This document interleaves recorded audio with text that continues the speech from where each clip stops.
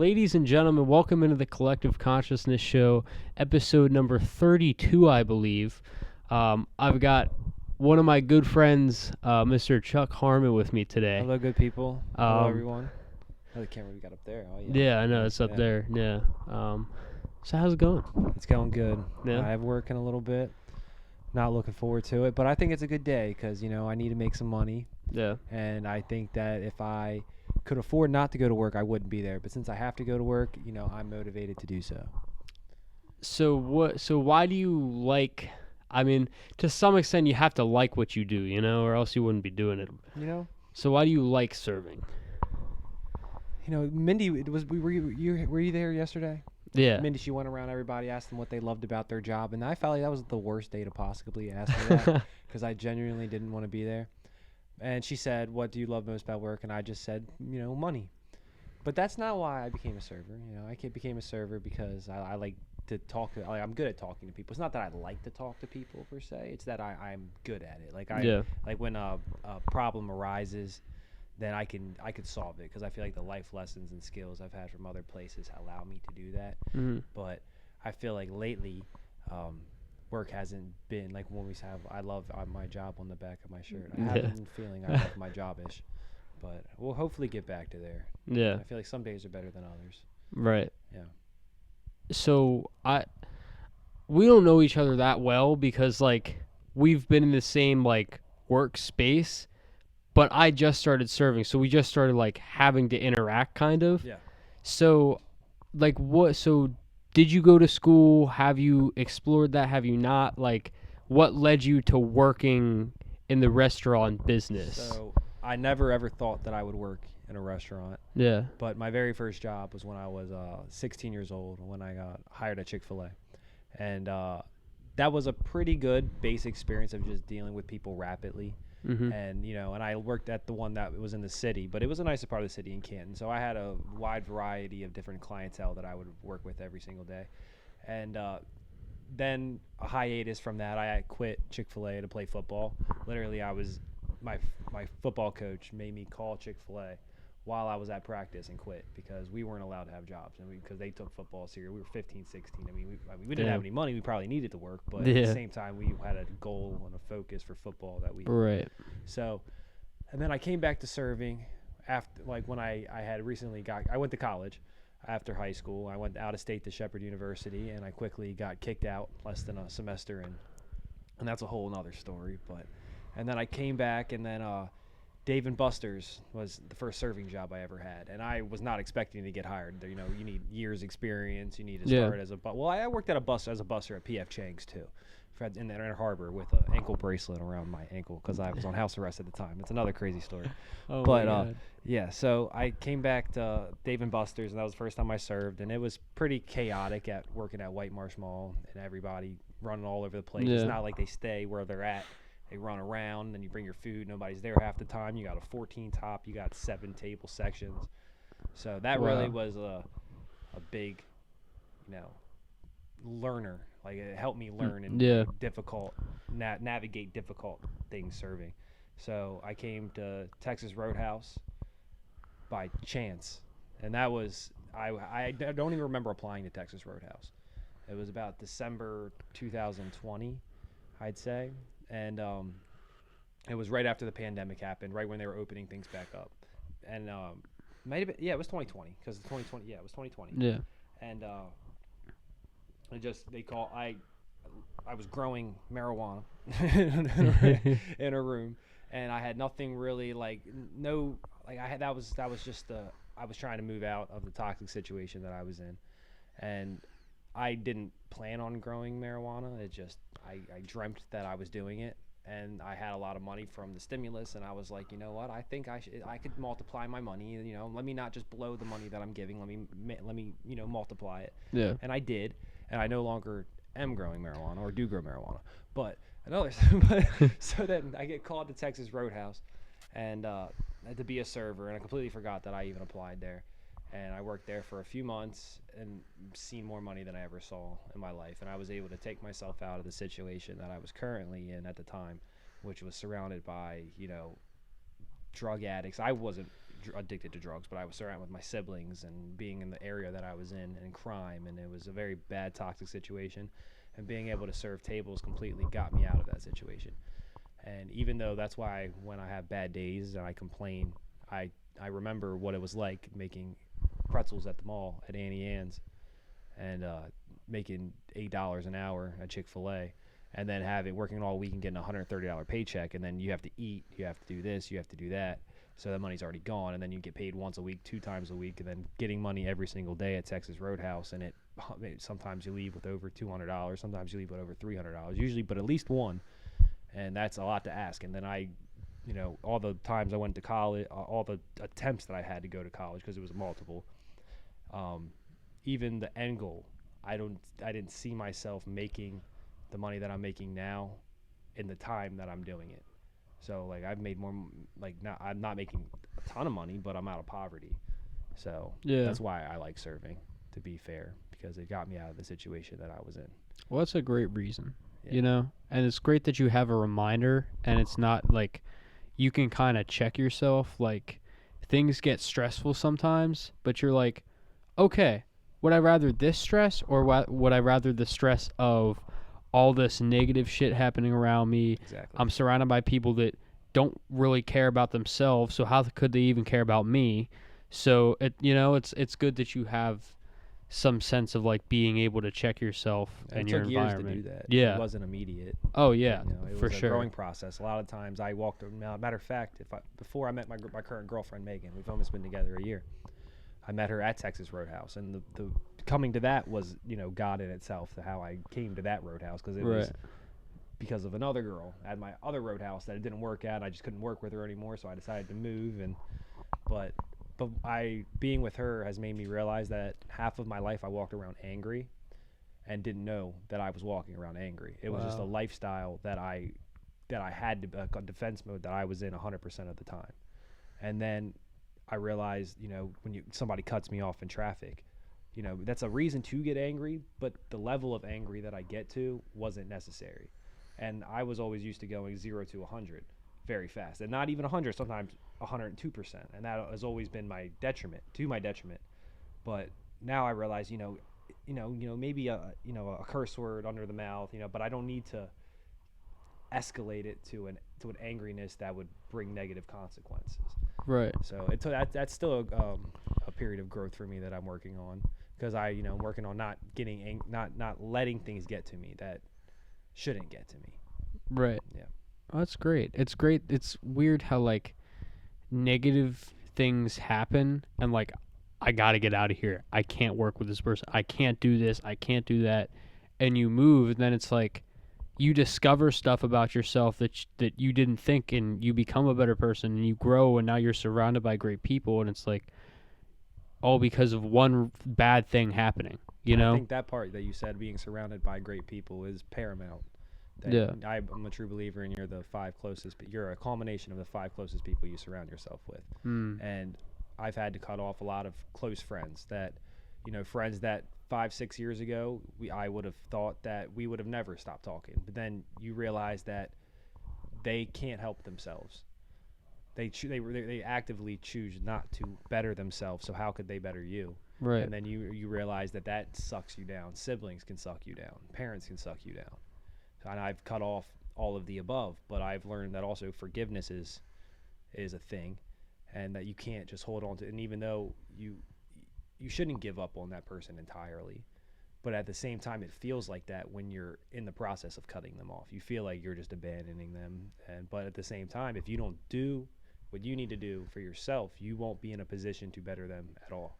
They need to see that you're living a prosperous way, a godly way, a good way, and then that will rub off on them, and they'll see that will have that same self-reflection that I need to change, and that I can't keep continuing the way that I was doing, because if I continue the way I was doing, then what's the change? You're not going to get a miracle if you don't ask for a miracle, and that's also another growing curve.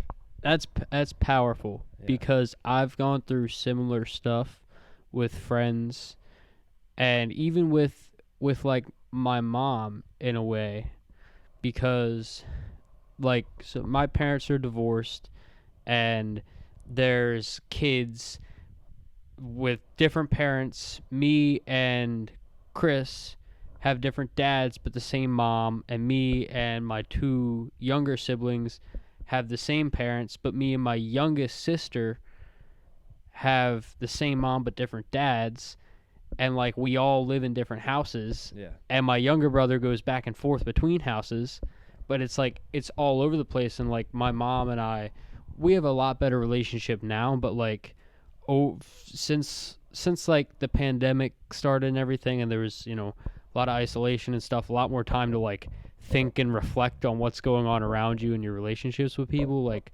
the relationship between me and her was not good, and like we went to court, and there was a whole bunch of shit that we don't have to like get into exposing my family members, but like it was bad, and like I love my mom, like that's my mom. There is no way that you could break that connection between a mother and a son like that.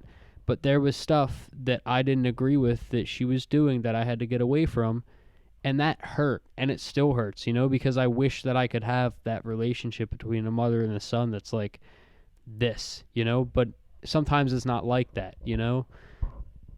But the point being is you have to sometimes, or else you're never going to grow. Yeah, and they could scorn you for doing so. Yeah. And it could completely feel.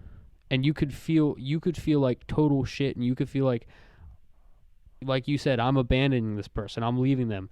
I'm leaving them in the dust to figure out all their problems, and they're going to be hurt by it, and they're going to blame me for it.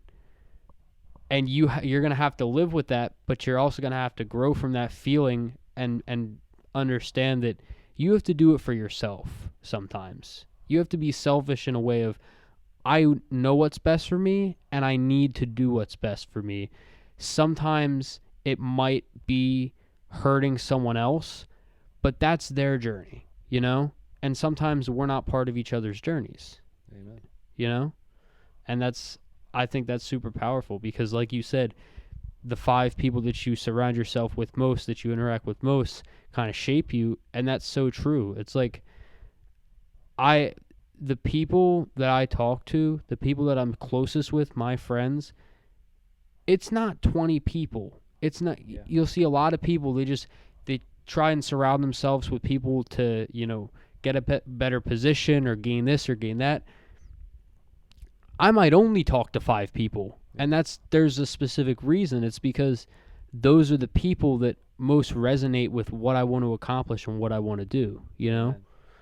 So I think it was they always say, they go back to the 50 Cent comment, or you're only going to be successful as the person that you talk to for no reason. Right. The person that you shouldn't be associating with, that you associate yourself with, is going to be your downfall, your detriment. Yeah. So, but at the same time, Jesus himself, he surrounded himself with the outcasts of society, the very lowest of society. Well, not what he would perceive the low, but the outside. Right. Yeah. Tax collectors and robbers and criminals. Yeah. So maybe my thought process is wrong when I think that way. Right. But Jesus, these were sinners that wanted to be saved. He wasn't. Right. He still sent his love to the sinners that didn't want to be saved, but the sinners that wanted to be saved, the ones that wanted salvations, were the ones that he thought were the ones that praised him the most. The ones that sinned the most were the ones that were most thankful for his salvation. Right. Like Zacchaeus, or like the guy on the cross who, who's sinner. Right. Yeah. And who said to Jesus, he apologized for his sins, he repented, and then there was the other guy that kind of mocked him for it, and he was getting on him, and Jesus said, surely you will be with me in heaven today. To the guy who repented. And the other one, I don't know if we know what happened to him, but he didn't repent before he died. So I heard some scriptures, or crows came down and ate his eyes as he Yeah. That's one of my favorite scriptures. Is that one, is the sinner that acknowledged his sin, and at the very last moment tried to atone for his sins. Right. Didn't deny God at the moment. And that gets me to a conversation that I wanted to talk to you about earlier. Is I had my girlfriend had about 3 of her close girlfriends come over, and these are all girls. Every single one of those people grew up homeschooled with Christianity forced down their throat through a feeding tube. Their parents are pastors. They did nothing but they don't listen. They weren't allowed to watch Harry Potter. They weren't allowed to listen to any secular music at all. Wow. It was very, very forced upon them. But so I think a couple of her friends, like her one friend, I won't mention her name, but her parents are strong. But what part of her downfall in her faith was she had a sister who was born. I don't know exactly the sickness that she had, but it was almost an incurable sickness, and she died when she was like 6 years old. And they had a problem with the pastor, who said that after she died, that they don't know if she went to heaven or not, referring to the little sister, and that angered her and angered her family for many years. And the stupidest thing I could have ever said, I said. The stupidest thing I could have ever said. Let's hear it. I said, as respectfully as I could, I said, that's the worst thing to ever say to a grieving parent. You never question or say that a child's going to hell. A sick child, disabled child is going to hell. But I said that no matter who the person is, no matter what the circumstances, we don't know if anybody's going to heaven or hell, because we're not the creator. And even if the Pope could very easily have went to hell, Hitler could have very easily went to heaven, because we don't know until we face the creator. But the moment I said that, her face, I knew my mistake instantly. Her face completely shifted, and everybody around me, I could feel 8 pairs of eyes staring at me, waiting for my next word. And I instantly tried to backtrack, and she was like, how could you even say anything remotely sympathetic to what that man said? And, I used all my debate skills, all the personal, social levels, like skills that I've learned throughout life. And I tried to backtrack my situation, and when we came back in, I gave her a hug, told her what I meant was stupid, and I really feel like that was not the thing to say. But I think that what I said was almost like I could see it on her face for the rest of the day. Maybe, yeah. Maybe it wasn't the right thing to say to her because she's so close to it, but it's not an outrageous thing to say. We have no clue what's going to happen at any moment. Like, I have no clue if you're lying to me right now. No, I have no reason to believe that you're lying to me, because you're, from what I understand from our back and forth, you're a trustworthy person, or else I wouldn't be trying to have a conversation with you, and learn stuff from you and be friends or whatever. So, but we have no clue, what's going on in another person's head. Only God knows that. We only know that. Right. Only knows their relationship is God Right. and that person. Right, exactly. So it's not outrageous to say that a 6-year-old, and if we look at 6-year-old kids, they're conscious beings. They're not 2. And even 2-year-olds are conscious beings. They know wrong and right. They know when they're upset, when they're happy, when, like a 6-year-old fully can understand good and bad. And if your parents are pastors and they're constantly now, I'm not sure how disabled this person yeah, is. I don't know, and I don't want to make assumptions. Yeah, because I can't say that maybe I'm not even sure the age. Yeah. It could be a 3-year-old completely disabled. You can't speak, can't talk. Right. That's what I'm assuming, because I didn't dive deep into that. But so not necessarily conscious, not necessarily a conscientious person. Okay. But still a human being. For instance, like even an infant, it's the kind of the same instance. An infant that doesn't know right from wrong. Should we baptize children? Should we christen children? Doesn't make a difference. But I don't think anybody, if Hitler was an infant, would have supported killing Hitler before knowing he was going to be Hitler. They would have saw a little baby, a cute innocent baby, but that baby, I can't say that it was destined for hell, because you can't assume. But does that baby have a destiny anyway? And I think that God has always known the destiny for every single soul, and that's ultimately up to His decision. And I know, immediately, retrospectively, after saying that to her, I felt that was the stupidest thing I could have said. I felt guilt. I felt remorse. I tried to apologize. But then the next day I woke up, I was thinking what I actually said, I agree with. I don't think was wrong, but it was just the wrong thing to say to the wrong person at the wrong time. Yeah. And I don't know if I can recover from that in her social group. I think the people around her understood, but she definitely did not. Yeah. What? Again, I think that's because she's kind of too close emotionally to it to kind of Yeah. remove the emotion and see what you were saying wasn't some personal thing that, hey, your sister easily could have gone to hell. Like that, you weren't like trying to, damn anyone or anything like that. You were just saying like, hey, we had no clue. And to the point about Hitler, like, I don't think if, if you, if I were to go tell someone, hey, there's this kid, and this kid is going to create one day an army and kill millions and millions and millions of people. You can either kill the kid, when they're a baby, when they're 2 years old, or you can let them kill millions and millions of people. Well, either way, you have blood on your hands. Yeah. And you're not going to kill the baby. You're not going to do that, Some people might say, oh, but you could save millions of lives, but you have no clue, Exactly. That's Yeah. just what I'm Yeah. telling you. So I don't think anyone would say kill the baby, because that's like babies, they are the most like innocent life forms, They have not done anything up to this point. Me and you have, we've yelled, we've slammed doors, thrown things, punched, done all this horrible stuff to people around us and ourselves, but like babies haven't done any of that, like, so I don't think anyone would kill the baby, but Yeah.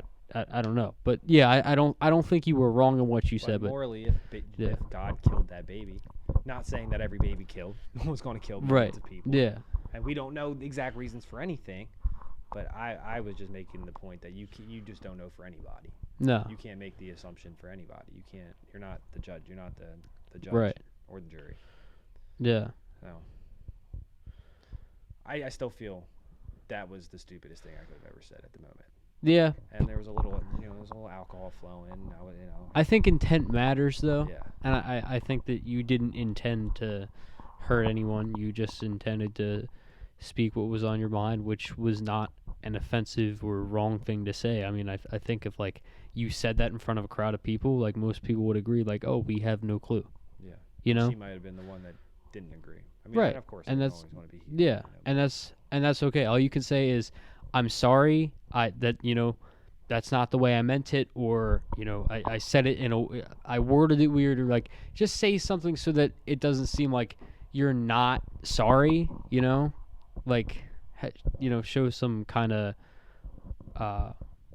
forgiveness. Yeah, I tried kinda. to immediately. Yeah. I gave her a hug. I told her that's not Yeah. really what I meant, but I could still Yeah. see the damaged look on her face Yeah. for the rest of the night. Well, and that's part of her journey. Yeah. So you can't I can't. worry about it too much. You can't put that on your conscience. Yeah. So, anyways, so on the topic of God and religion, I know we've talked a little bit about beliefs, but I want to dive full into this thing. Yeah, me too. I really want to get into Yeah. it, because I know we've talked about how other belief systems are similar to Christianity, and like, well, are they going to heaven or hell because they don't know, like, and that's if Christianity is the end all be all, like, how do we sort that out? How do we know? I was actually thinking about this deeply today. Yeah. I think it started. I saw a video and people in Brazil. They were just in the supermarket and they were all singing. It was like spontaneous singing. Somebody recorded it and went viral. They're all just praising Jesus. And I just looked up Jesus and looked up the history of Jesus. And like Wikipedia, no, just factual, no opinions, no third party opinions. And you read about how Jesus is revered in the Muslim religion, in Islam, and I think that Jesus himself was very, Jesus is my way to heaven. And I know that. Like, I know that Jesus was sent, and that's what a lot of, they'll believe he comes back in the final day. But there are billions of people that don't believe in Jesus. And there's billions of good people that don't believe in Jesus. And I just think it's completely dismissive and wrong to say that every single one of those people are destined for hell. And so I think when you're in that final place, when you're going, when you're dying and you're dying, and then you're scared and you're looking, and like Jesus is a way to the Father. And I think the reason why I chose Jesus is because my sin is so great. I know that the Father wouldn't accept me into heaven. I know He wouldn't. But there's a lot of people out there that have lived. Everybody falls short of the glory of God, but I fall really short of the glory of God. And I think the only way, I would need somebody to stand up for me in front of the Father, and that's who I think Jesus is. He's the mediator between me, and even though He is God Himself, but He is the mediator for the judge, for the Creator. And Jesus Himself would judge me, but I think Jesus will be a lot more lenient, knowing from the Scripture of what He says and how He forgives people. But I think that the Father is really the hammer. He's the one that you should fear, and Jesus is the one you shouldn't fear. And that's why I want to go into that place with Jesus through the strength of Jesus. But there's a lot of people that I think, maybe Muhammad could be that person for somebody else. That maybe that there was people, that God, it couldn't, because there was millions of years, there were thousands of years of humans before Jesus, and not all of them went to hell. There was a heaven. Not every single person was destined to hell. So not every single person had to have Jesus's salvation. Right. And I think that it's just ignorant to assume that that somebody's going to go to hell. You can pray for them to find the same Savior that you have. You can hope that they come to the same realizations that you have. But to say that they're going to hell, to scorn them, to say that every Jewish person is going to hell, it's dismissive and it's ignorant. It's arrogant. Right. But yeah, I don't know if people think before Jesus, before all the scriptures were written, all this just didn't exist. It had to. God had there has to be something that has been constant, always. And it doesn't always make sense because it's okay, so God created all of us. So what created God? And what created God? And you can go on forever and ever and ever. But I think that for us, it's just easier to say there has to be something constant because that's at least somehow explainable. That there has to be something. There can't, So, anyways, where was I going with that? I I think that there is no possible way that just because you don't believe what someone else believes makes you a bad person. Yeah. And I think that it's pretty wild that some people actually hold that opinion that if you don't believe in my God, then you somehow are going to hell and you are a horrible person. And I don't think that about anybody, because there's some atheists that don't believe in any sort of higher power or God or whatever, but they're good people. They're normal people. They're law-abiding citizens. They love their family. They love their friends. They take care of everyone. They go to work, and I don't know how that could possibly end up being them going to hell. I don't know. Yeah. Now, to be untouched, I find it very, I feel like I could argue the most with an atheist out of Me too. Just because it's just how do you close, agnostic I can completely get along with, just not dismissing the possibility of anything, but to completely dismiss, no, it's just a look at the fabric of the universe and how it's built, like a clock. There has to have been a creator of the clock. And yeah, well, a lot of the atheist arguments is that it's all chance and it's not. And I get it's that luck. I get that argument too, but how lucky? There had to be something that created something. But it was the Big Bang. It's just okay, so what created that? Something doesn't come out of nothing, okay? And an event happening. I know I was talking about there being a constant. An event happening cannot be a constant. Something has to cause an event. But God, some sort of higher being that rules over everything, that decides everything, can be a constant because it's not an event that's ongoing, where that happens. So it's yeah, I think me and you have similar personalities in that we love to debate or get into some sort of conversation, not argument, but just kind of a battle of the minds, just a good conversation, where real thinking and critical thinking, is going on. Yeah. Now, do you think that humans are classified as a grade 8? Do you think that what do you think made us different from a chimpanzee, from a gorilla? We share 99.9% of the DNA. We have, Right. if you look at our hands, if you look at our ears, they're almost Yeah. identical. Only things different really are feet and our thumbs and stuff like that. But Yeah. what do you think? Do you think that psychedelics per se had a role in the evolution of human psyche? I think they could have. I, I don't know. It's so tough because like it seems like there's real good evidence for evolution, but it also seems like there's real good evidence for us being kind of our own thing, and like kind of God created everything in his own image, and so if everything is in his image, then we're all going to share something in common, you know? And I yeah, So I you just think the don't know. human soul is unique in that aspect? Yeah. I I I like to think it is, but I'm not totally sure Yeah. because Have you ever loved uh, a dog or a cat? yeah, I have two birds Yeah. And actually. you love those birdies. I love them. And do you think that they have a soul? Do you think that they'll be with you in the afterlife? I I I think they'll be somewhere. I don't know. I think we'll all I think like all living things somehow end up together. I don't think that there's like a separate Yeah. like like when your dog dies and your parents tell you, "Oh, it's going to doggy heaven." Like I feel like it's the same place because we're created by the same God, the same person. So Yeah. I don't think that he's like separating I us. really think that the fundamental aspect of God is in all of us Yeah. is literally God is in everything. God is in all of us. Everything living shares one soul, one entity, one love, one everything. Right. And I feel like when you die and you go to heaven, which I feel like I've only got this perspective from psychedelics, is that there truly is a oneness, a togetherness, and that physical bodies, like a bird's body or a human body, just don't exist, aren't fathomable, and that you're just an energy, you're just a vibration,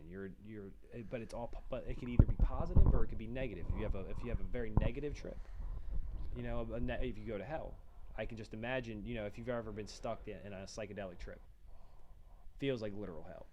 And if you were just stuck in that for eternity, that's probably the most scariest thing that a human could imagine, is being stuck, seeing creatures, seeing this, letting your mind do the worst things that it can do.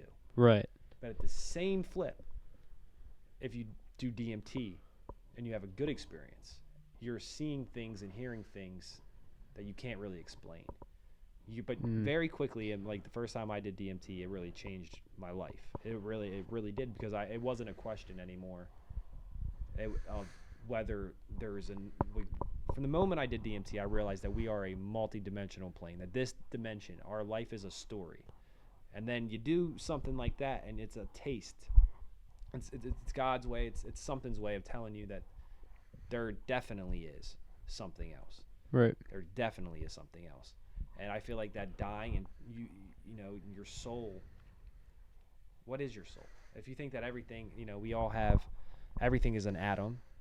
Everything can be quantifiable. Everything can be weighed. It can be chemically analyzed. What exactly is your consciousness? What are your memories made out of? Where can we physically locate this? Right. And I think that's an answer we have never really got to the bottom of. I mean, you could say that this part of your brain is responsible for memory. You can say this responsible for deep memory and learning and all That's that. a physical thing, though. It's a It physical. right. It's a physical yeah. thing, but the electricity that's Right. firing between those neurons Right. is unexplainable. Right. The vibration, the frequencies around it all, like there's, It's too complex. It's so Yeah. complex that we can learn, but we'll never finally truly know the answer. Right. And I think that's what understanding is. Yeah. It's understanding that you will never know, because Yeah. you're limited from a human brain. But to just trust, I think that's a lot more understandable than somebody that just dismisses. Yeah. Somebody that trusts in something that he can't believe, I think, is more psychologically acceptable or fundamentally acceptable than somebody that just says, nope, there's nothing at all, no possibility of nothing, it's luck, it's chance. And you can look at that and think that things are lucky, things are chances. If you statistically, somebody's going to win the lottery, And that person that wins the lottery is going to think it was some miracle chance. It was divine intervention Yeah. that they won the lottery. But it was bound to happen to Right. somebody. Yeah. But for it to happen to you, Right. There had to be, like I think I'm a big believer. Everything happens for a reason, beyond a shadow of a doubt. Like everything has to happen for a reason. Like I almost worked at 2 places before I worked at Roadhouse, and Roadhouse was my first like official job working somewhere. And so I almost worked at Walmart. And that would have been crazy because like people in Walmart are just crazy. But something was wrong with the social security number. Apparently, it was the wrong social security number or something. And every time I checked it and went back and checked, like when I entered it in my application and everything, like it was right. It looked right. And then, they called me for orientation, everything. We had all that set up, and then I get something back, and it says, the social security's not right. And so I double check and everything, and it's, it's right. And then one day I go and I check it again, and it's totally wrong. And it's like some weird like social security number for someone that was born in the 50s, and like I was obviously not born in the 50s. So like it's weird how like I saw it right so many times, and then there was just this one time where I saw it and it was wrong. Yeah. God just didn't want you to work at Walmart. Right. And then and then there was this other time a couple months later, I almost worked at Waffle House. The Waffle House. Definitely didn't want you to work at I Waffle know. House. No Yeah, offense to no. everybody that The works at Waffle House Waffle up in Hickory near the Wawa and the DQ and everything. Yeah. I almost worked at that Waffle House. I remember I went in for the interview, whatever. They were ready to make me a cook on the spot with no experience anywhere. And from a logical perspective, like that doesn't make any sense. Like you have no experience and they just want to make you a cook. Like, okay, all right, but not a very professional atmosphere. And then like they gave me the job and I was ready, and like I had my first day all scheduled and everything. And then that same day, I get a call from Mindy at Roadhouse. And she's like, hey, we want to bring you in for an interview. Can you come in, tomorrow or whatever it was? And I said, yeah, I'll come in for the interview, knowing that I had just kind of accepted a job and had it scheduled out. And like, was this before or after Chris was working at Roadhouse? This was before. I actually recruited him to Roadhouse. Okay. I said, you should work with me. And he said, sure. Well, he was still kind of figuring out where he was going. Yeah. But anyways, yeah, so I asked my dad, I'm like, Dad, I accepted the job. Should I still like go in and interview? He was like, yeah, totally. Like, what if it's a good opportunity? And so I go in, and I'm just like, I'm blown away by like compared to Waffle House, like Roadhouse is the superior house. Like 100%. Yeah, like I don't know, like Mindy, just the way she was enthusiastic about it, and like it just seemed like everyone was kind of like brought together by something, and like it gets crazy there sometimes, but we all share some sort of common goal, and we're all like it's a family, we're all looking out for each other. I've ever worked or been, that's definitely the most family environmented place I've been. Yeah, and I honestly think recently. And this well, recently it's been a little we've had a change in regime. Yes, it's a new regime. Yeah. Regardless, I think a lot of that has to do with Mindy. Seriously, I think Mindy really cares and want. So would half the staff easily. It's not even close. That restaurant would go to hell. Literally. There's a reason why she's the front of the house manager of the year 3 times in a row. Yeah. She fucking holds that place together. When we and I can say his name because when we had Bob, a raging alcoholic, running the place, honestly, and all love for Bob, all right? Yeah. It wasn't him holding that together. He couldn't function. He couldn't function properly. who was it? It was two people. It was Mindy and it was Jake, and they were both running their respective front of house, back of house, and they were doing a tremendous job. And then when we didn't have a managing partner, again, front of house, back of house, Mindy and Jake. And Mindy's kind of like the culture of it. Jake's kind of like behind the scenes, like in the kitchen. You never see him. Like Minnie's the face of Roadhouse and Folsom, when there's a problem, she's answering the phone. When Right. there's a problem, she goes out, shows face. Right. She makes it right. That's her. And she's like, I don't care. If you're gonna mess with Chuck, and if your table's gonna complain about something and they're gonna be yelling and cursing at you, she'll be the first one to go out there and say, you're not going to treat someone that works here that way. That's not how we do things around here. You can gladly, take that somewhere else, but you're not gonna do that here. So anyway, we just went off on this tangent. Mindy, we love you. She actually told me that she was going to tune into this one. Yeah. So we'll give her the timestamp so she can hear this. Anyways, so yeah. Sorry I didn't get you a magnet in Hawaii. I was negative $1,200. I'm sorry. I would have bought you a magnet. Oh, all right. Yeah. Anyways. Just totally blew all his money there. I did, and I don't regret it at all. 2 years ago, I didn't have anything. Yeah. 2 years later, I was in Hawaii, and I'd go broke again. I could come from nothing again. Yeah. No, if I were you, I'd blow $1,200 in Hawaii. Yeah, well, it was more than $1,200. Oh, that was right. zero, and then I went $1,200. Yeah. So. Yeah.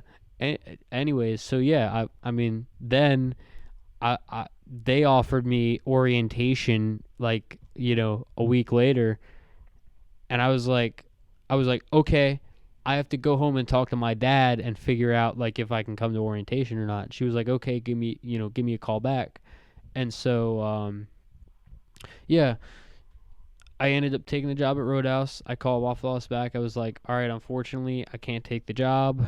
I've got other stuff going on, whatever. I have to take this other job, whatever. I don't remember what I said at the time. But, yeah, and it's been great ever since. I started out bussing tables. I remember. And where were you on to go?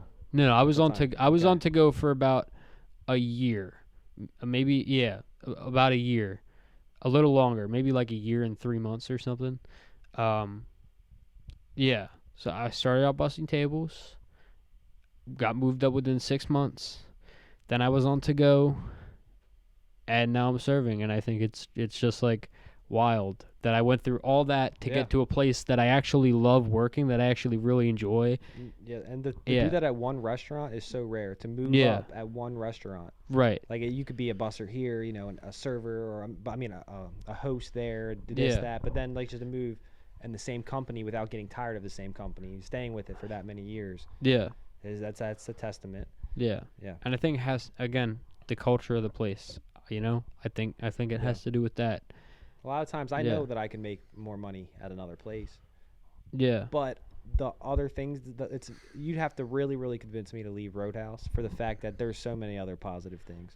There's so many other things you can't find at another restaurant. So many other things that you become accustomed to here, but then you just remember back to how you used to have it at other restaurants. Right. And it's night and day, and I love Roadhouse.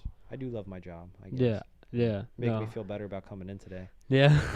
Yeah, you're gonna go in today and you're just gonna be full of joy. You're gonna be like, man, I love everyone. It's been here. a while since I praised the Lord on the way to work. Yeah, thanked Him for just being able to go to work and making money. Yeah.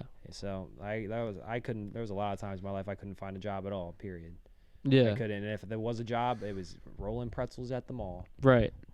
Or not even that. So. Yeah. Well, that's. Yeah, so anyways, I think that everything happens for a specific reason, and sometimes, like, everything seems perfect, and then randomly it takes a turn. You're just going straight, and then it's bam, and then you're like, how did I end up here? And then it ends up being the biggest blessing, and it blossoms into, all these amazing things. And I don't know. I think that has to be God. That can't. It's nothing but God. That can't be chance, because it happens to to so many people. It happens to everybody. Everybody has moments that define something, Yeah. that change everything when it seems like their whole world is being taken away from them. If that's happening to everybody, then that's not chance. Yeah. That has to be something is looking out for you. And You a know? lot of people think that when they're going through those times, those very hard times that seem unsurmountable, that God was still there at those times. They like to think that God was only there in the good times. God was there in the bad times too. Yeah. Because if it wasn't for those bad times, if it wasn't for every single bad thing that ever happened to you, the good things wouldn't keep coming. They wouldn't have happened. Right. So, like, I would have never, like, I cannot imagine my life if I didn't know my girlfriend and didn't know her family, and then just being around her family and just being around a good, wholesome environment again. Like, that Yeah. is, it's, I've never met, maybe 2 times in my life I've ever met a family like hers, where they Wow. pray at the dinner table every single night. Her mom has 8 children, and every single night for 30 years she's cooked dinner.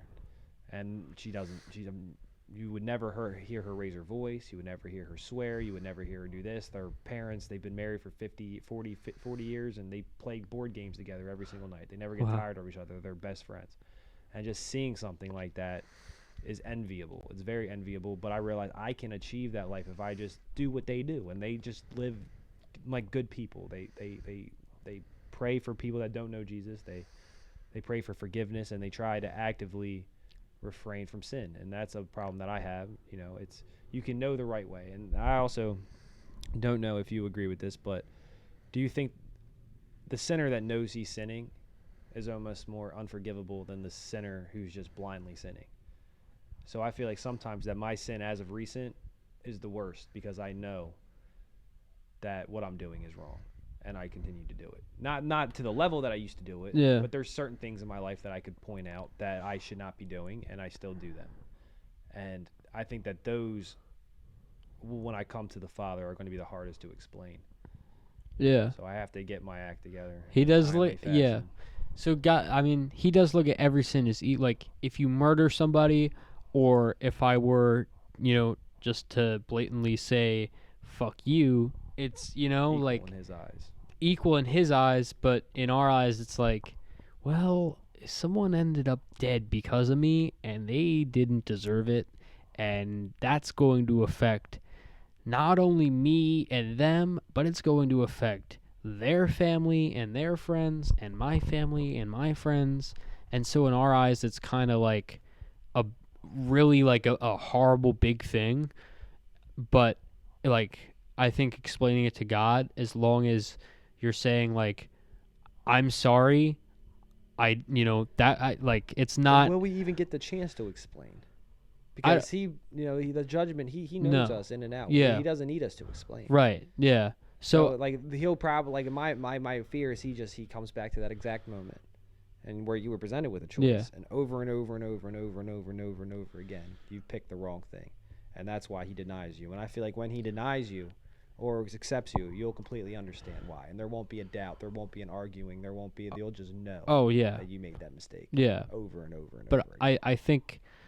I think the ultimate thing, like the Bible says, is as long as in the end, before you die, you accept Jesus Christ as your Savior, who died on the cross for your sins, so that you did not have to die on the cross for your own sins, so that you did not have to go through the pain of crucifixion and being whipped and cursed at and having your name dragged through the mud, so that you did not have to go through that. Jesus did for you. Yeah. And as long as you believe that in the end, that erases all the sins you did, because Jesus already took those away, Amen. Yeah. So I think that's the important thing, but it doesn't excuse, like, because I could go around saying, oh man, if that's true, I could do whatever I want, Yeah, whenever I that's want been to. Christianity's Yeah. downfall for a long time. And yeah, but as long as I accept Jesus Christ and say, he's my Savior, I can do whatever I want. I can treat people how I want. I can, say what I want. I can do what I want, and it doesn't matter. I'm invincible. But that's not true, because that's a cheat code. That's not actually what's in your Yeah. heart, and God knows what's in your heart. God knows if you're in it, if you're trying to do what's right, Yeah. and if you're not. And it's a struggle to do what's right for some people more than others.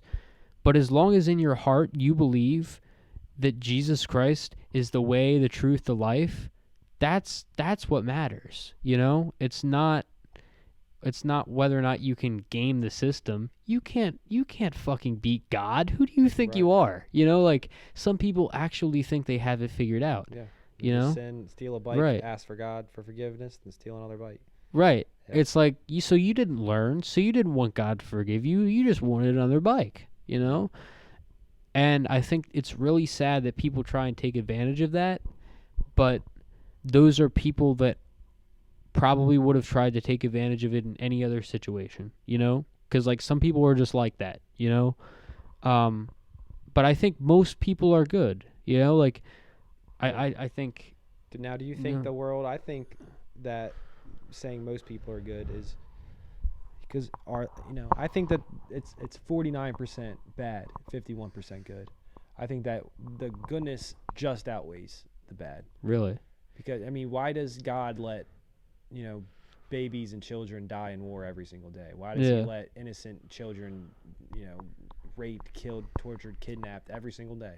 And people that and Holocaust survivors, I've read a lot of memoirs of them, and when these things are happening, they actively scorn. They stay true, for a lot of the time, and then eventually, just the why does this allow to keep happening?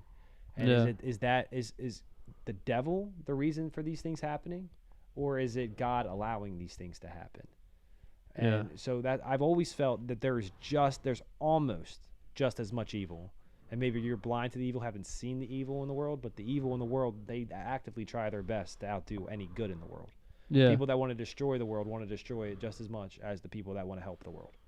And that's why I think that it will always be at a fight, a spiritual fight in the world. And it'll always be close. But I think that it's a 51% good, it's 49% evil. Yeah. And we just have to, and then the 49% will like to tell you that the 51% is in the minority, that there's not as many good, because a Yeah. lot of times in my life I felt, is there any good people, is there anybody around me that I know that that if I found a wallet on the ground and it had $100, how many would give them back? And then just the group of people that I was around before made it seem like everybody would take that money, but the group that I'm with now, 75% of them might give the money back. And that's just a testament of also who you're drawing that from. And I think overall there's a lot of bad in this world, but there's still just as many good people, if not a little bit more. Yeah. I think I think the bad is amplified. I Yeah. I think it's I think I don't know, and maybe this is just me being the super optimist guy that I am, but I think it's overwhelmingly good. Like I don't know, maybe that's just my life, maybe that's just my world, but I mean I just think that. And maybe that seriously is just my experience. I mean, And say yeah, you had a child yeah, that was killed in a mass shooting. Where could you ever justifiably think that that was good in any scenario? you That, couldn't.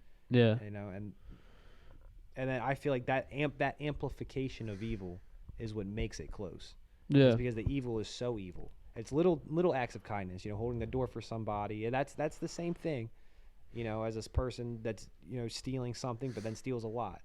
yeah, That's the amplification is also it feels like what makes it. yeah. There's little good acts too that amplify goodness.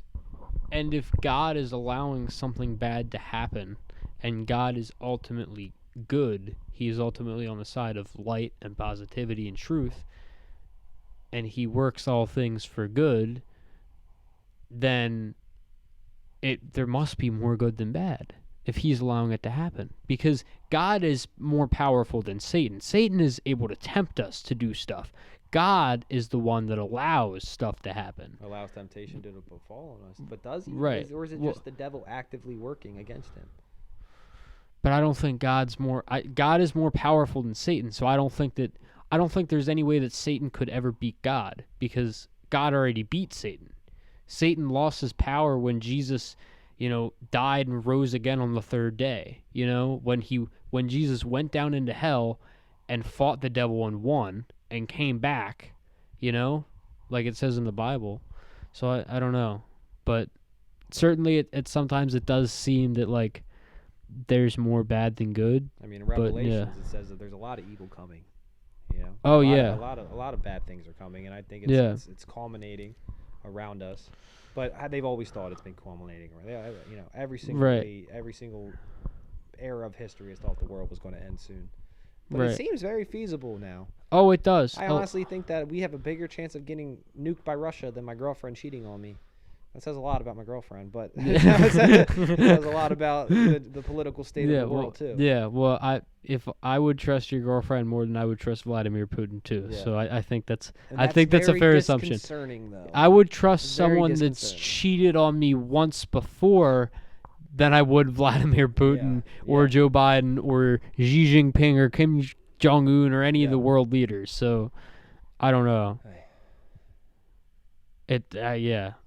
I don't know. It's crazy, but I think as long as it's 51-49, Now, you do know? you feel that every North Korean is going to hell? no. And They don't have a choice. right. Yeah, right. they're literally being told what to think and Yeah. believe every single day, and they don't have a choice Yeah. to believe or But think none of anything them, else. None of them know Jesus. Yeah, I don't believe. I still don't yeah, believe that they're all going to hell. You can't No. convince me. Right. But if say we go to war with them and you were drafted, and you're forced to kill them, right. in the Bible it says the only time allowable to kill somebody is in a time of war when you were forced to do so. Right. But that doesn't make it right No, it's at not. all. The Yeah. Vietnamese War, we did a lot of atrocities to the Vietnamese. Right. I mean, every war there's atrocities Yeah. by each side, but it's hard to quantifiably justify. And then knowing that these things have happened. Right. You know, in Russia, if you don't go to war, you get put in a work camp. Here, you get put in jail. Yeah. But we don't have a draft yet. But that's not to say it hasn't happened. And you know, my great grandfather got drafted. Actually, 3 out of 4 of my great grandfathers got drafted. Oh, in World wow. War II. Yeah. Yeah. My great grandfather, who's still alive and in great health. He's like 95. He's in a retirement Yeah. home, but a couple years ago, before COVID, he was still going to the gym like 5 days a week or whatever it was, and like insane. And now, like since COVID and everything, like his health has been on the decline, but like he can still have a conversation with you. If I were to, I could call him right now and he would recognize my voice, recognize who I am, and be like, "Oh, Colin, how's it going?" Like we're not as connected because he lives in New York and I'm in Maryland, and we never talk. But like, It was the you know? greatest generation of all time. And Yeah. but it wasn't the worst generation of all time at the same time. yeah, You know, yeah, but they fought for something. I think it's their kids yeah, became the worst generation of all time. right, But my great grandfather was the exact same way. He died when he was 94 years old. When he was 92 years old, he laid the brick porch for my grandmother. wow, 92 years old, laying brick, concrete. He was a mason his whole life. And then when I was 92 years old, when he was 92 years old, you'd see him driving down the street, hunched over like that, and there'd be a 25-year-old blonde girl in his passenger seat. He was a pimp of East Baltimore, but he was the funniest man of all time, yeah, the greatest man. And he had 7 children. 6 of them died of cancer before he did. oh wow, And that's really hard to think about. I hope I don't live that old to be able to bury every single one of my children. that would suck. Yeah. That Yeah, would and be I honestly think horrible. when my grandmother died, that's what and ultimately ended up killing him. The heartbreak of losing my grandmother. That's Yeah, a real yeah. thing. Yeah, and that was his twin. That was his last. Like she was a twin, my grandmother, and her twin died of cancer when she was 20. Yeah, And so her dying was like she had his eyes, and I feel that was the closest one he was to. And then he just tripped down the stairs one day, broke his hip, got sick, and then he died. wow, Yeah, yeah. It's so, yeah, hardest working man ever though. it's weird. And he was probably a couple years older than your great grandfather. He Yeah, was 94, but he died in 2014, almost 9 years ago. 2016. Jesus, 2016. That like Yeah. so long ago. But at the same time, That's I weird. graduated high school in 2016. That's weird. Almost like I think I don't remember. It's sometime the first week of June. It'll be 1 year that I've graduated since I graduated high school. That is just insane to me. Yeah, you're a lot younger than me. Yeah, A lot younger than seriously. me. Yeah. I I'm can't believe 19 years thinking I old. was. Yeah. Yeah, I'm 25, and I can't believe I'm thinking that I was in college 7 years ago. So let's talk about that. Yeah, You got kicked out of college. What happened? I feel like we could have a whole nother podcast session for that. What? Well, all right. So we have. All right. Well, we could go for about 30 more minutes, All I right. guess. So What? I'll tell you Yeah. the reason why I got kicked out of college. Okay, Shepherd University. I just graduated high school, Dundalk High School. I was 10th in my class for GPA. So I got accepted into every college that I applied. It makes me wish that I applied for more colleges. Yeah. But I had a conversation with a trusted family member at the time, and we used to live in Shepherdstown. So West Virginia was the best times of my life. I went to middle school there. I knew a bunch of people there that grew up and went to Shepherd, so it was like I was going home. And so I decided it wasn't. I got an academic scholarship at the time, and it was only $5,000 a semester, which I thought, I with my maximal financial aid, with the Pell Grant, academic scholarship, like I should be paid for. But I didn't crunch the numbers like I should have done, and I didn't exactly see. I didn't make the calls, the dorming fees, the lunch fees, and they called me down to the office, and at this time everybody gets their student loans back, their money back for financial aid or whatever. So people were buying books for their things. I had to buy books. I had to buy a laptop. Yeah. But so I got a $5,000 check, and I was like, sweet, I got $5,000. And they're like, no, that's a $5,000 bill. If you don't pay this, we're dropping your classes, and you have to move back home. And I was like, at this time, the only time I ate was at school. When in high school, like I ate breakfast, I ate lunch, and when I came home, there was just nothing for me to eat. My parents were nowhere to be seen, And so when I went to college, I was starving. And when I had to take my meal plan away, so I had no meals.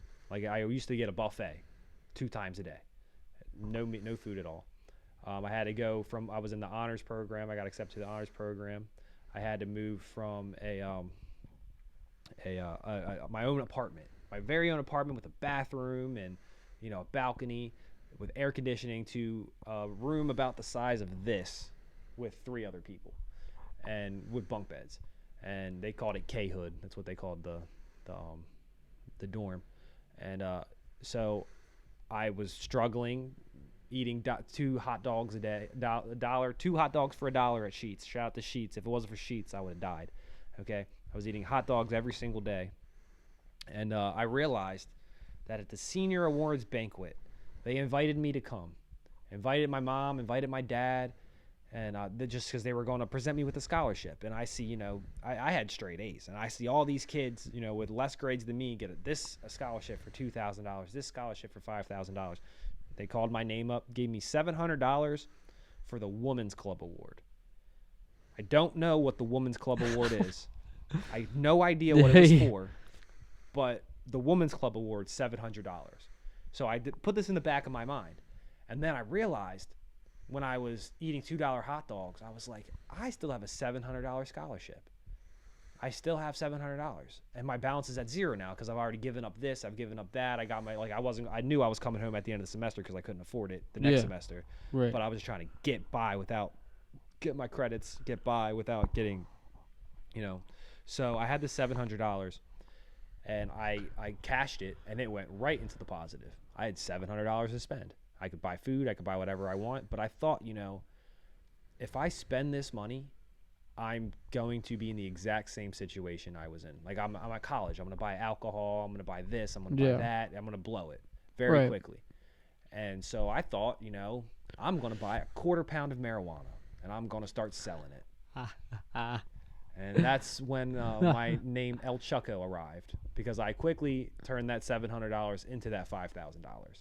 And before you know it, my dorm room was a trap house. It was bad. I was I was selling pounds and pounds a week. Wow. And I would go all over the county and go to Morgantown, pick up a bunch of weed, bring it back, and I was selling with people from Baltimore that would get it from cheaper, bring it back, and eventually, but at this time, I wasn't making that much profit because the prices were still very, very high for weed. So I was buying it extremely high, just barely smoking for free, eating for free, and that's all I really ever wanted. And then I paid off my bill slowly but surely. but it started with 2 girls. There was this girl that I had class with, and she was quiet. We were in an honors class, and she never said a word. Never said a word. She was a pretty girl, she wasn't ugly, but I never even gave her that time of day. She was just really standoffish. I was an outgoing student, talking to the cheerleaders, talking to this, talking to that. And then she added me on Instagram one day and asked me to come over to her apartment. And I came over to her apartment, and she had her friend, I'm not going to mention names even though I should. Fuck these bitches. But Damn. I came over to their apartment, and they were like, hey, do you want to smoke? So we went and we left their apartment. We walked over across the bridge in Shepherdstown, West Virginia. The Potomac's right there, and then you're in Maryland. Mm-hmm. So we walked across the bridge, across the river into Maryland, smoked, and then we walked back, telling them all my life story, how rough my life was growing up in Baltimore, all that stuff. And then everything's cool. And then they invite me over 2 days later. And then I come over 2 days later, and then it's one of those stereotypical college talks. Everybody's just having sex for the first time. We're playing Never Have I Ever, drinking a game. And then this is probably the stupidest thing I've ever said. Okay. All right. Let's hear this. I wanted, I told the girl, I was like, I know, like, I like you. Like, I want to, like, hook up with you. And she was like, I have a boyfriend, but my friend Kaylee wants to hook up with you. I said the name. I dropped it. I'm sorry. Yo. So she pointed over, and her friend was just ginger, and I'm not into gingers at all. Like some people get the ick for this that. I don't want to. Well, I don't want to dive too deep. Technically, being a ginger is a genetic mutation. You don't got to tell me. So, I'm great at kicking Ginger Day, and that's coming from somebody who found out when he was 19 years old that he was a quarter ginger because I have red in my beard. Yeah. Hurt me fundamentally, emotionally. You've never recovered since? Never recovered since. I'm in denial. When my beard gets long, people call it red. I shave it instantly. I go down to a 1 where it's just blonde. So to this girl's face, I say, nah, gingers are ugly. Yo. So what proceeded after this is kind of my fault. And I know this now. Oh, that's rough. So, flash forward a couple days later. I get re-invited over to this house. All right. The pretext of the conversation, it was the Anna girl. It was the one that had a boyfriend, right? Had a boyfriend. No, now you dropped 2 names. Oh, it's fine. What are they gonna do? You're right. No clue. You're right. So she invited me over to the house. On Snapchat at 2 a.m, come over. My roommate's not here. I want to play Wii. Okay. Okay. So I know what's up. So I come over there. We're playing Wii, and then randomly she gets a text. She gets a text that says that her ex-boyfriend died in a car accident. Not the one that she was currently with, an ex-boyfriend. So but she was still emotional about it. Mm-hmm. And I'm like, I sit next to her. She's crying. I put my arm over. I'm like, if you need anything to talk to, But it got a little too emotional, and I felt like I was in the wrong place. So I was like, you know what? I'm gonna slide out of here. Like I'm just gonna go. Yeah. Like, it's got a little too emotional for me. I'm gonna slide out. Yeah. All right. 4 days later, I'm chilling at my wee lady's house with my best friend at the time. Well, he's still one of my best friends, Jacob Connors. And my mom calls me, Chucky, and freaking out. I'm like, what? She's like, why is there a police looking for you for a gun charge? And I'm like, a gun charge? And I put it on mute. I'm like, Jacob, throw that BB gun off the side of a mountain. And he said, say less. Because I had this airsoft gun that looked very, very similar to a real gun. And I never showed anybody this. Never, I just kept it in my book bag in case I got robbed. Because it looks real. But in case I got robbed because I was selling weed, I kept it in my book bag. Never pulled it out. Never flexed with. Actually, I did flex with it, and this is. He was an extra in a music video, and you could just see him back there waving the gun around. So these girls must have gone through my book bag when I was over their apartment. When I went to go pee, because they were probably trying to steal weed from me, honestly. Yeah. And they probably saw a gun, got freaked out. But the girl still invited me over to her house a couple days later with her friend. But I feel like the ginger comment resonated with this girl. Then they found the gun, and then they were like, I'm eating on it. And then, so basically, I have no idea what I'm in trouble for. No idea what I'm in trouble for. Yeah. Because I'm like, I never pulled out this gun. I never did anything at all. I don't know who told on me. I don't know what happened. So, I think it was a Friday, and it was October 30th, 2016. Wow, you remember the day. And I was walking into my dorm room. It was decorated for Halloween, and on the door it says "Enter at your own risk." And 15 feet before I walk in, I get a phone call, and they're like, "This is the Shepherdstown Police Department. Is this Charles Harmon?" I'm like, "Yeah." And they're like, "When's the next time you're going to be on campus?" And I'm like, Monday for my classes. And they're like, "Okay, first thing Monday, you stop into the dean's. You don't go to your first class. You come right to the dean's office." So I'm like, heart sinks. I know it's deep, but literally they were waiting for me to arrest me 15 feet if I would have walked into that dorm room. The police were there waiting for me. But I turn around. As soon as I hear that, I 180, go back to my friend's car who dropped me off. And my friend Jacob at the time just got fired from IHOP. Just had been fired from IHOP the same day. So I realized my whole life's tumbling apart right in front of me. And he's like, "Chuck, do you just want to go to WVU for the night? It's Halloween night, like All Hallows Eve. Like, it's going to be the most litest day you can imagine." I'm like, "You've never said anything so amazing." And let me tell you, that was the best night of my life. One of them. Now I've grown a little bit, but for a while, that was the best night that I ever experienced. Yeah. More women than you could ever imagine in your life. It was just, it was best. It was growing up. It was great. Yeah. And then as soon as I come back, I just see that I have to go to the police department. So, well, I didn't know this yet. So they tell me to come to the dean's office. So when my buddy drives me to the dean's office, we see like 4 or 5 cop cars outside. I already know what's up. I'm about to get locked up for something. I don't, whatever. So as soon as I come in there, they're like, lift up your arms, lift up your shirt. And then they search me. Don't find I have anything. And they're like, "Okay, we're taking you down." They arrested me for brandishing a deadly weapon when I've never held a handgun, a real gun, never shot a gun, never had a real gun, but I was getting charged with brandishing a deadly weapon. And then when they set me in front of the commissioner, that's the first time I see these girls' names and see that it was them.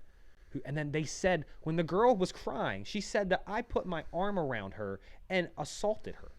And I'm like, bro, this is all wild. Like, this is the wildest thing. And I'm like, I'm maintaining my innocence the entire time. And then the very last page was a screenshot of my Snapchat with a bunch of weed on the table, a gun, alcohol, and the caption was a Rick Ross song, "Fuck with me, you know I got it."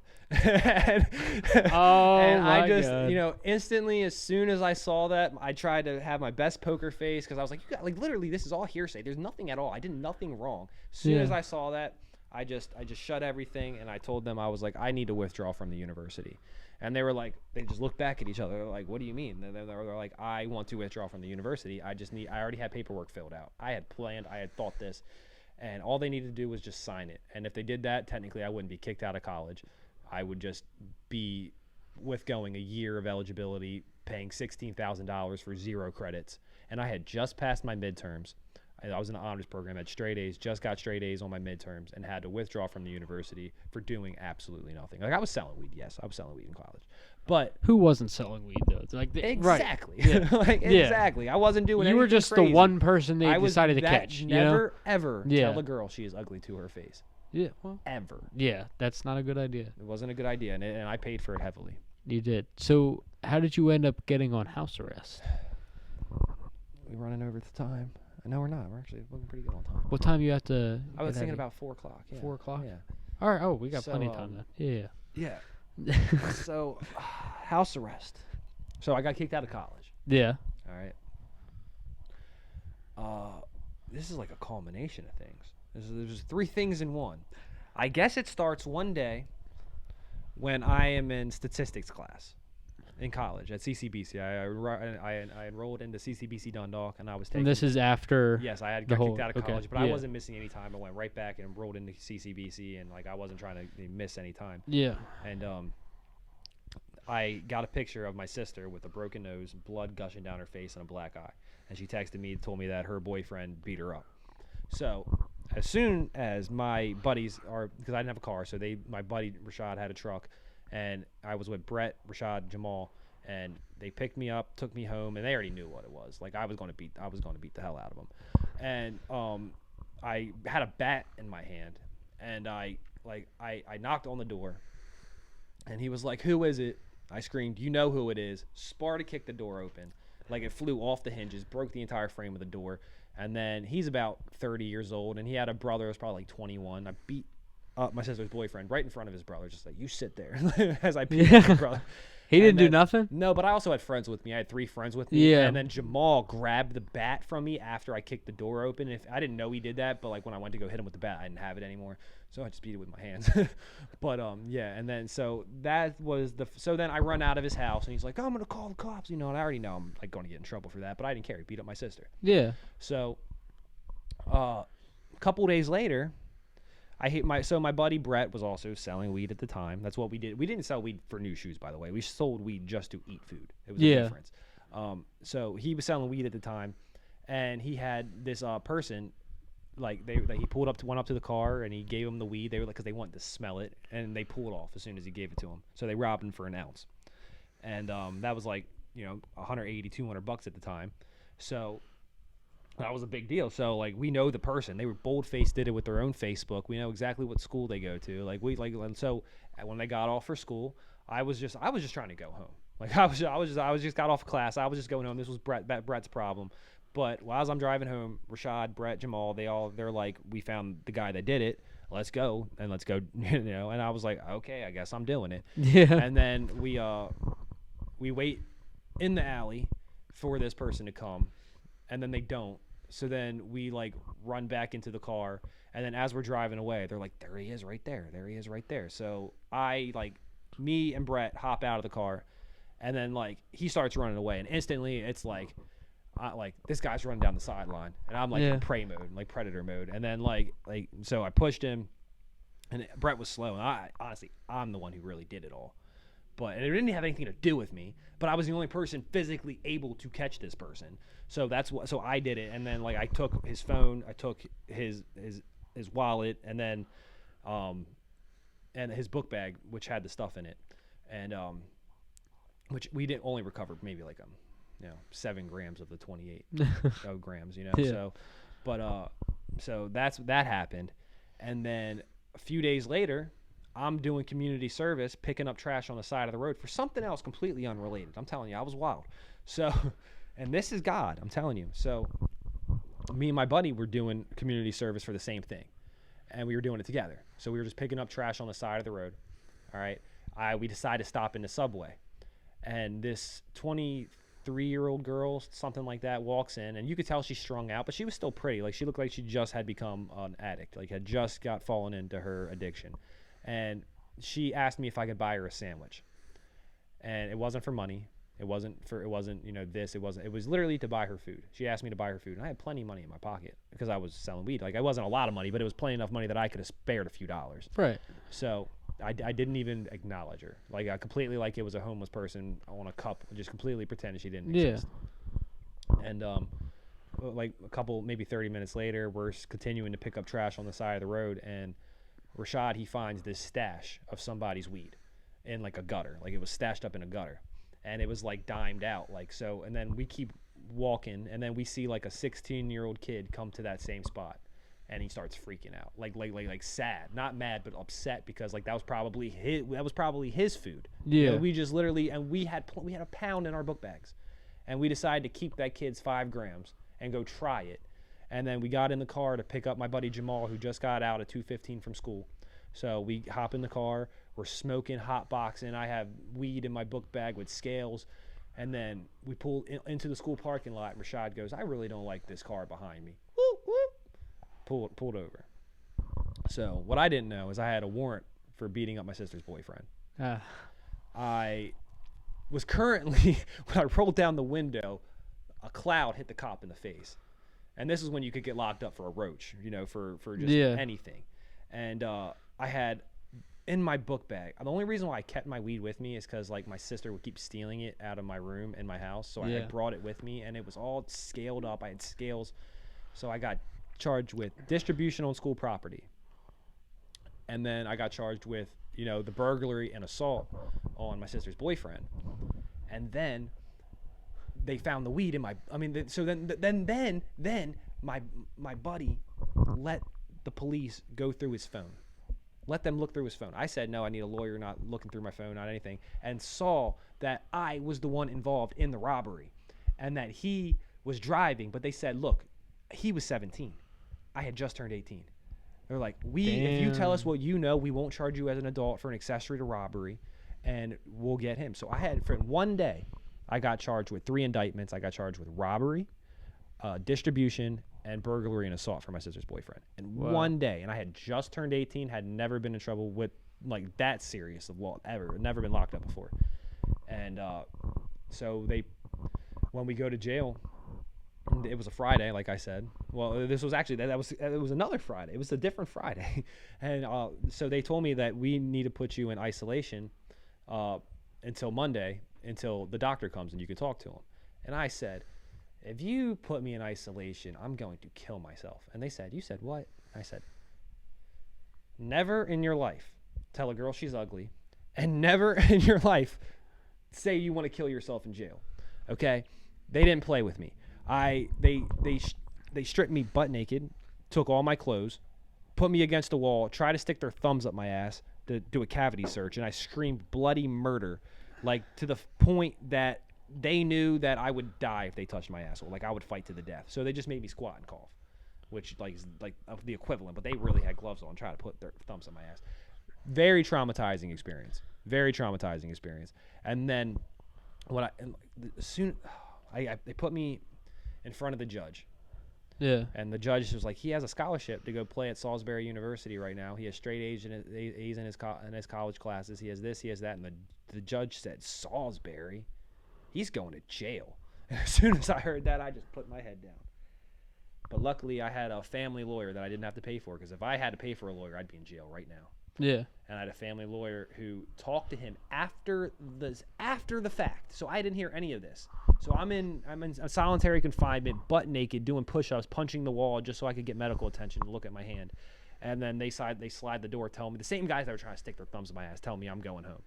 And then they put me in handcuffs, take me to the hospital.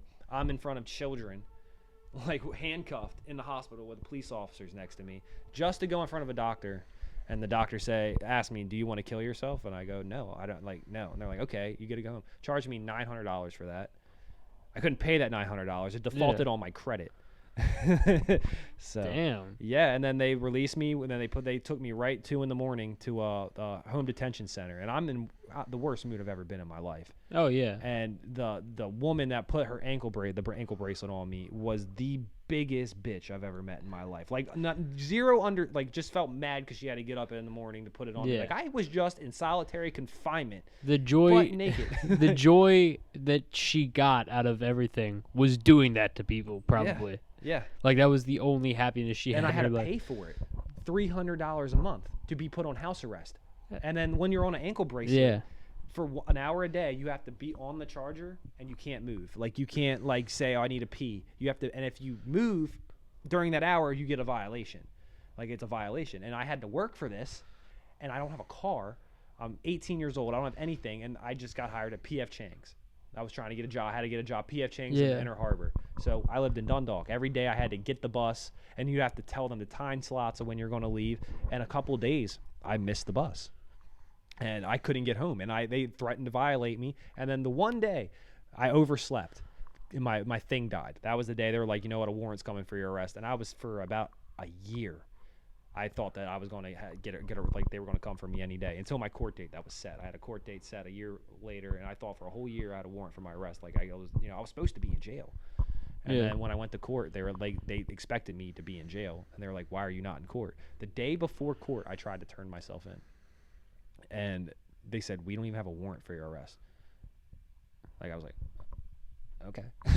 I walked right out of the police station completely. I said goodbye to my mom, hugged everybody, and like I was about to go to jail, and they let me walk right out. And then they were like, bro, they put me on probation for a year. I was on probation for a year, had to do like 80 hours community service, piss test in a cup every Thursday for a year, meet my probation officer. That was, but I did all that. and then I went back to school, played college baseball, um, and then finally got my life together. Eventually, it took a long time, but that one day really set me back 5-6 years, and Yeah. took my youth away from me for a long time. And I could, there was a lot of times when I was on house arrest. I had my girlfriend cheat on me when I was on house, like my ex-girlfriend. I knew she was cheating on me, couldn't do anything about it. And a matter of fact, I have a crazy story. This is about to get wild. I left my house because I knew that she was cheating on me when I had this ankle bracelet on. Walked to her house about a mile away. I step on a little ledge because there was the basement window, and her window was up there. So I stand on the basement window and I'm looking through, and I just see the heads bobbing up and down on the covers, and then a black guy with his hands behind his. My girlfriend was sucking off some guy in her bed. So I was already drunk on Jack Daniels because I couldn't smoke weed, so I was just drinking. Yeah. And I look around me, and she has all these car parts, and there's like a car transmission. And I had just stupid strength because I was just so angry. It was like probably 150, 200 pounds.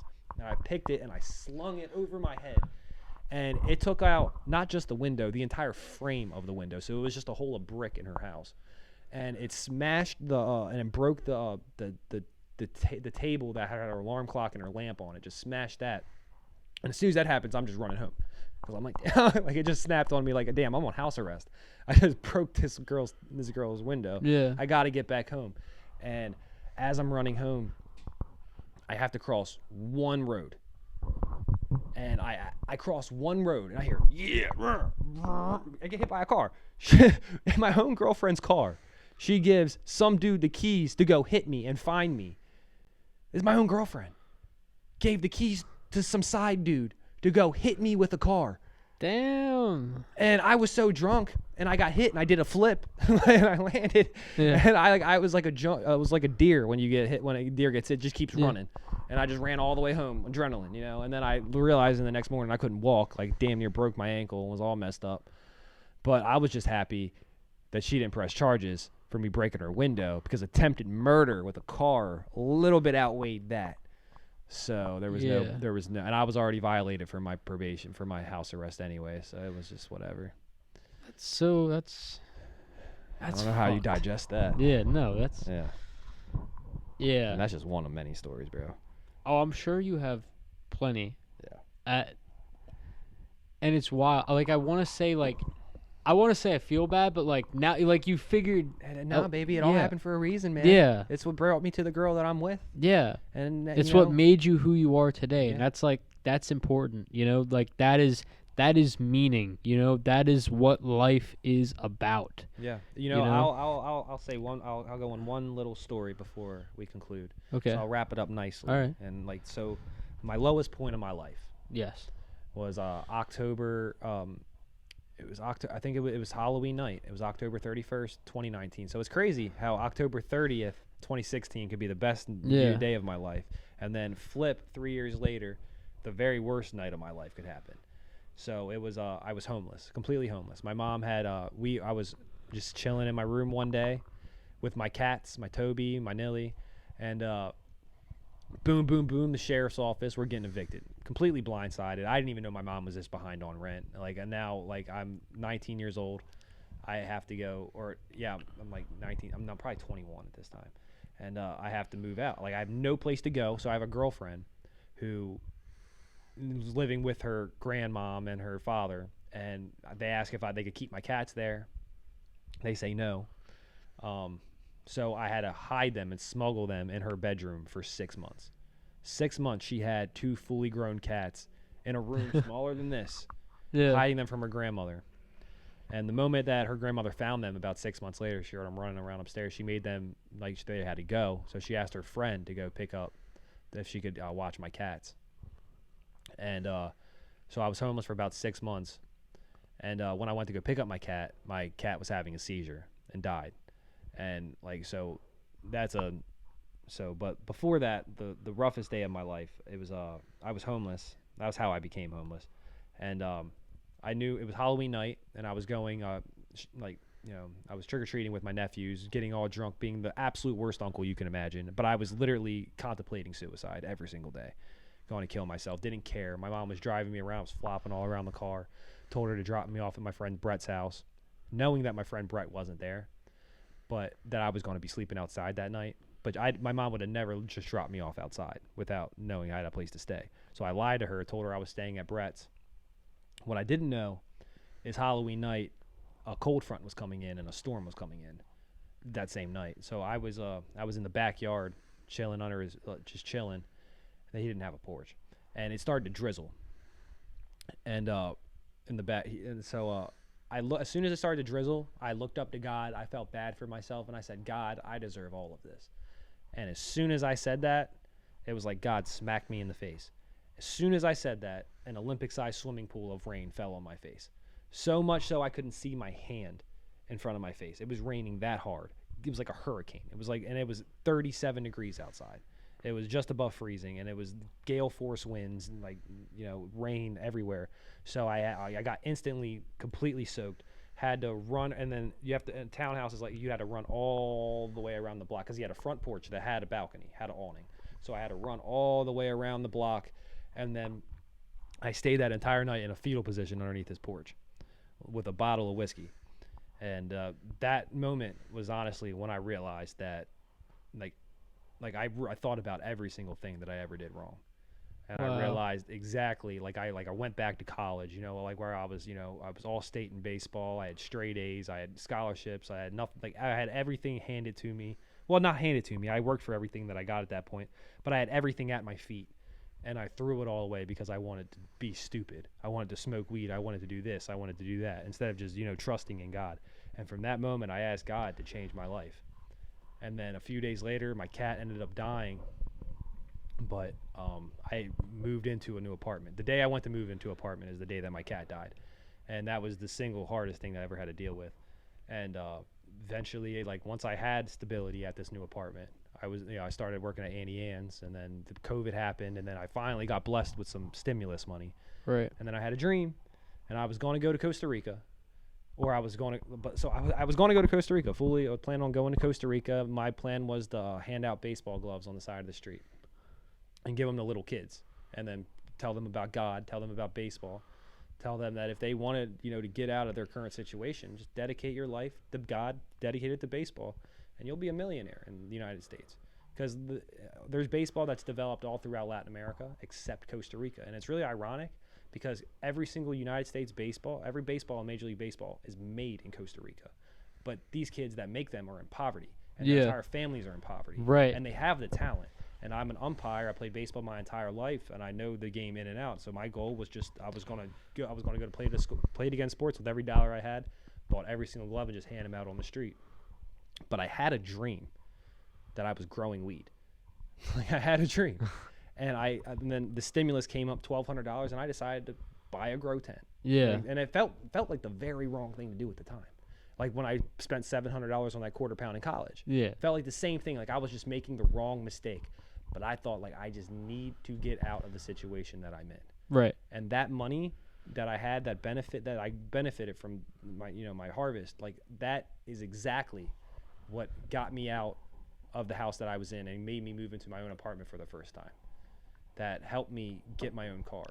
And but now I don't have no reason to do that at all. But if I didn't do that, I would have never met the girlfriend that I have. Wow. And now my life is completely, on the upward trajectory because of the girlfriend that I'm with. So when God speaks to you, listen, even if it doesn't seem like the right thing to do at the time. But it wasn't necessarily the wrong thing. I knew I wasn't hurting anybody. Sometimes doing what is accepted but by the majority is wrong is actually right for you, because in some weird way, sometimes you have to do bad things in order. That's all I knew at that time. I knew how to grow weed. I knew how to sell it. That was my way of making money, and I did it. And now I have other ways to make money. Yeah. Now I have other motives and other avenues. Well, good for you. Thanks, man. I threw a lot on you today. No. We have to do a part 2 because we have there's so parts, much man. more we could talk about, and you have work and stuff that you got to get to. But we'll definitely do another part 2. We'll definitely talk outside of the podcast and Yeah. everything. So Hell yeah. I'm proud of you. Thanks. Thank you. This was great. Yeah. Yeah. Anyways, Thank you for having me at your yeah. house. Lovely host. Yeah. Gracious host. Thank you. Appreciate that. And shout out to Chris if you ever watch this or you're watching. Like, we're trying to hoop. I'm trying to dunk on you. I can't dunk it. Like, I used to be able to grab the rim, but like if I like work on my physical body just for like a year, dunking on you, Chris. All right, you heard it here first, guys. This has been episode number 32 of the Collective Consciousness Show with my guest, can I call you my best friend? My hand's a little sweaty, but my best friend, Mr. Chuck Harmon. Thank you guys for listening. If you haven't already, there's this great book that you should check out. It's called The Bible. Go check that out. Anyways, thank you for listening. I hope you have a great day, and talk soon, I guess. Amen. Thank you.